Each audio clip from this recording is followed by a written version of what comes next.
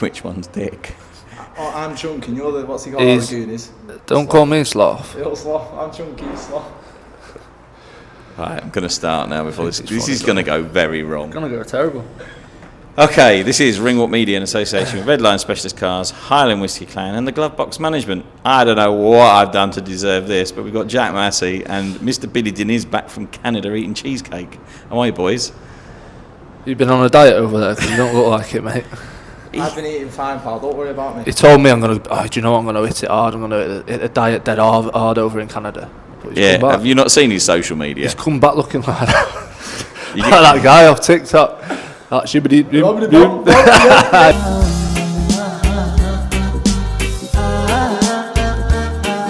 Yeah, he's Turkish as well. Dear God. Yeah.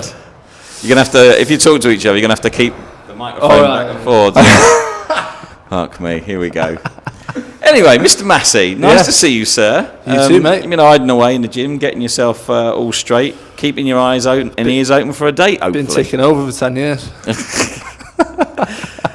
Feels like it anyway, but yeah, we'll get something soon. Obviously there's things happening in the boxing world, but I think we'll find out more next month what's going on. There's obviously a bit of movement with channels and promoters, so we'll hopefully find out something. So yeah, we should be back with a 8-rounder, get back in there, and then some sort of title after that. So that'll be nice. Just waiting to see, so hopefully we'll know more next month. Yeah, it's a bit of a frustrating time for boxers because there is a little bit of movement with promoters and, like you say, broadcasters all messing around a little bit. And I know there's a few rumours that TNT are going to go over to Boxer. There's a couple of other, I've heard Netflix. I mean, there's a lot of things, but there's a lot of things out there. But until they say what it is, we don't know. That's it. Yeah, that's it. But whatever it is, it's good for boxing because once they do get that over the line, then there'll be a lot of shows, and that's good. Yeah, open things up. Definitely. Well, Mr. Deniz, you're sort of like a resident of Canada now. Yeah, I'm a Canadian resident apparently. I'm half Turkish, half Canadian. Which half is Turkish? It's definitely the head. Yeah, definitely the head. Definitely the hair, head. Innit? Yeah. Chill out. Go on, pull that fringe back. It's testament that hair transplants do work. Well, we'll see if I get any more big fights. I might be able to afford one, but I might pay for Jack's as well. But yeah. Nah. Why, does he need it doing again? Yeah, well, that's what I mean. It's alright, don't worry. That's what I'm quick just come back from a good solid 5 weeks in Canada. I was the main sparring partner for Christine and Billy's interim WBC super middleweight fight, and he won in the first round, so yeah, looks good I guess for me. And when you go out and do these camps and you're sparring guys like him, Billy, and they go out and they do that, do you get some kind of sort of guide in your head as to how well you're doing in respect to that? Yeah, definitely. I'm one of them. Jack will vouch for me on this. Like, I'm one of them. I don't spar the best. I'm more of a perform on the night type of person. But when I'm in Canada, because I'm sparring the same person, they've got the coaches there coaching me and stuff, helping me. It's after a few spars, I'm like in my mode, like, and I'm in my rhythm, and I'm standing my ground with these guys, and these are world level guys at the end of the day, and it just gives me a boost of confidence. I know sparring's a lot different from fighting, but even to keeps getting, that's my 6th time there now in 3 years, so pick up a lot of experience, don't you? Yeah, like all different types of methods, the way to do this, the way to do that, and and you've been in and around Bitterbeev as well in those camps. Of course. That even just that gym, like the whole gym, they've got class talent, from bottom weights to top weights, and it's just picking up knowledge as you go along, and like I said, gives you confidence. Yeah.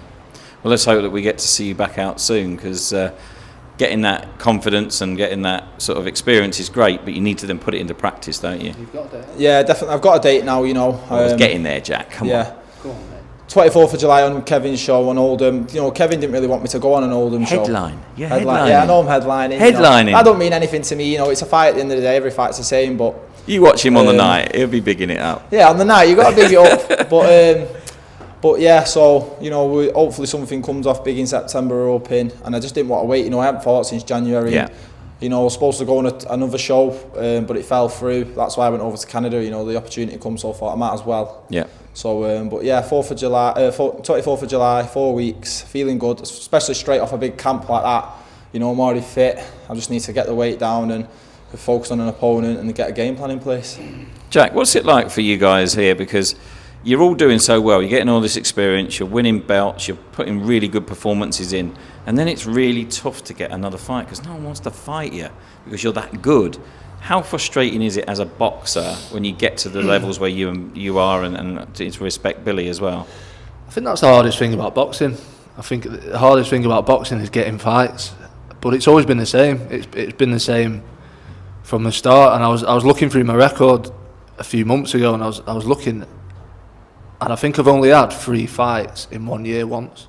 Wow. Throughout my 12 years of boxing, it's always been 2 fights a year. You have had a lot of bad luck. Whether it's hand injuries, cuts on the nose, you know, bumps and bruises and stuff like that. I had to pull out of fights, had a lot of bad luck. But at the end of the day, it's just boxing. You can't dwell on these things. And, you know, we're in a fight game and people get injured and you get injured yourself, and it's, you know, it's just part and parcel. It's just occupational hazard of what we do. So you can't stress about it. But it is, you do feel like you're chasing a carrot a lot of the times. Yeah.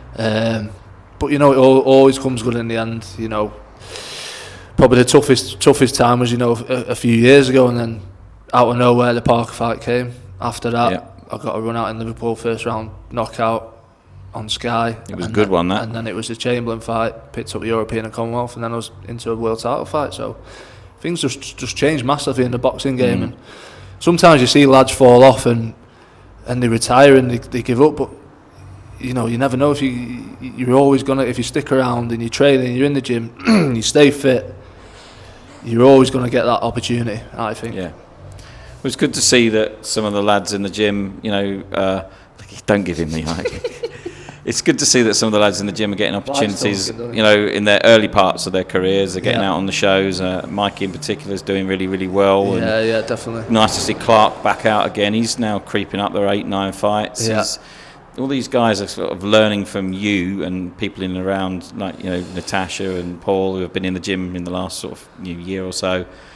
You know, Billy in respect as well, picking up things from all you guys. It's a great place to learn and it develop. Is, yeah. It's a very, very talented gym. It's got you know, all young fighters, young talented fighters, and I think in the next few years we're going to see some, you know, British, you know, English, British, European world champions in the next few years out of this gym.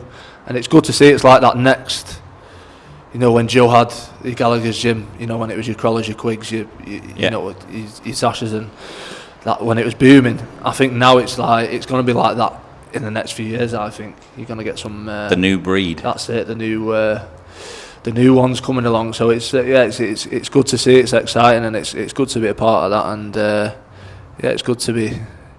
It feels strange being one of the older ones in the gym, but you know, I was always the younger one in the gym, looking up to, you know, your Brian Rosen and stuff like that. And but yeah, keep me on my toes. Well, listen, Billy, you've mentioned 24th of July. 26th of July. 26th of July. Tickets still available. Can people get them from you? Yeah, of course. Tickets still available. You know, just message me on Instagram, and I'm just excited to get back out. Like I said, it's been a long time. You know. It's like Jack just said then, like about the 3 fights in 1 year. Like I was out regular on Kevin's shows, and then we got that big fight Oakwell, and I performed so well, and everyone was like, "Whoa!" And then I didn't fight again then until January, and then, you know, even the rankings, like I think I was 12th after I fought Mickey. I was like 12th in the UK, and I'm like 23rd, 24th now, and it's like because I've not fought in so long, and it's hard, especially when you're not signed like me. Like Jack's lucky he's signed, you know what I mean? He's got a promotion behind him. I'm not, so you just got to keep taking your time, stay in the gym like we all are now, because you never know when an opportunity is going to come and slap you in the face, and you got to be ready for it. So yeah. Well, listen, fingers crossed you do well. It'd be good to see you back out, Jack. Let's hope you get a bit of good news very, very soon. And it's nice to speak to you guys. And we actually got through it without you mucking about, so it's good.